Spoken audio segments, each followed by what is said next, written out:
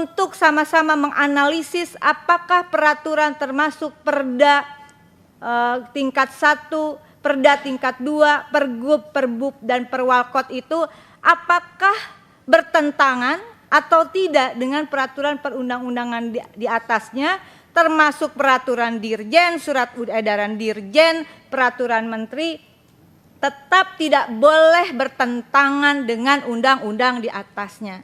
Saya ingin mengambil contoh, izin pimpinan dan mohon dukungannya. Untuk khususnya tenaga kesehatan, bidan, D4 pendidik ijazahnya.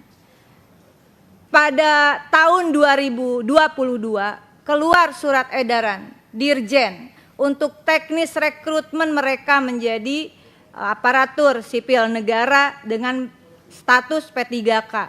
Dibolehkan D4 pendidik ijazahnya karena mereka pada hakikatnya seperti yang disampaikan oleh sahabat di Komisi 2, yang penting dilihat mereka bekerja di mana, bukan ijazahnya.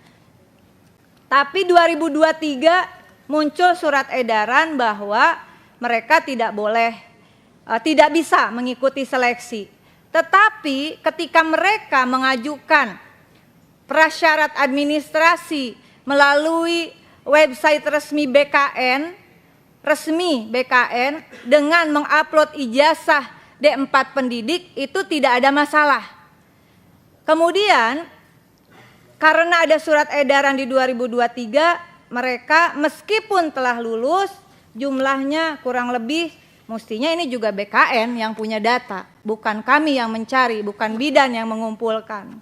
Ada sekitar 690 orang sudah lulus. Ini teman-teman yang profesi lain, ini udah lulus ujian aja nggak dikeluarin SK-nya. Nah, kemudian di 2024 keluar surat edaran lagi bahwa tidak ada masalah dengan ijazah D4 pendidik. Kok saya jadi onengnya kumat, pimpinan? Ya. Aturan ini kok bisa berubah-ubah?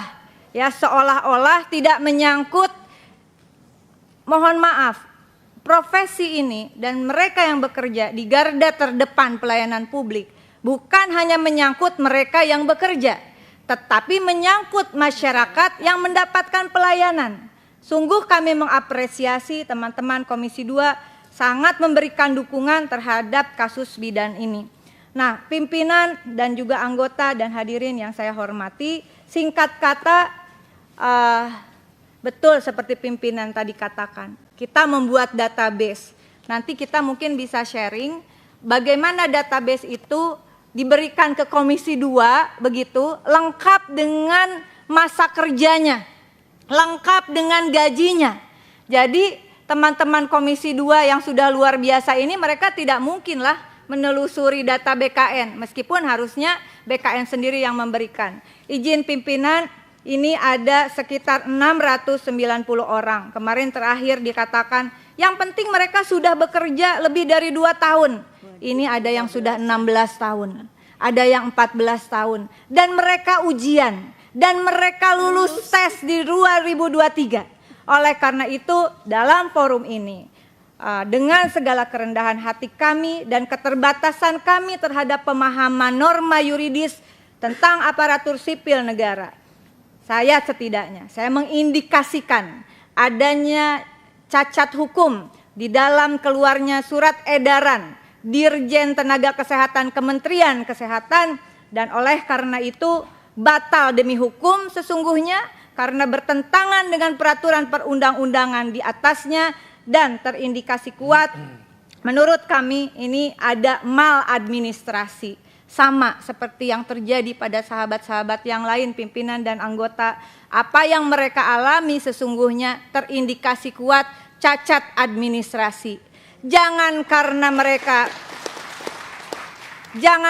mereka sedang berkuasa terindikasi cacat administrasi, termasuk yang disampaikan sahabat tadi tentang kondisi di daerah. Saya kira ketika pemerintahan terindikasi kuat cacat administrasi, terindikasi kuat melampaui peraturan perundang-undangan, padahal pemerintahan ini harus dijalankan berdasarkan norma hukum, dalam pandangan konstitusional kami, maka seluruh aturan yang bertentangan itu kiranya batal, dan kemudian mereka yang telah mengabdikan diri kepada negara, para pelayan publik, apalagi sampai masuk skema outsourcing, itu juga bertentangan dengan Undang-Undang Ketenagakerjaan saya kira Pak, karena tidak semua pekerjaan bisa di-outsourcingkan.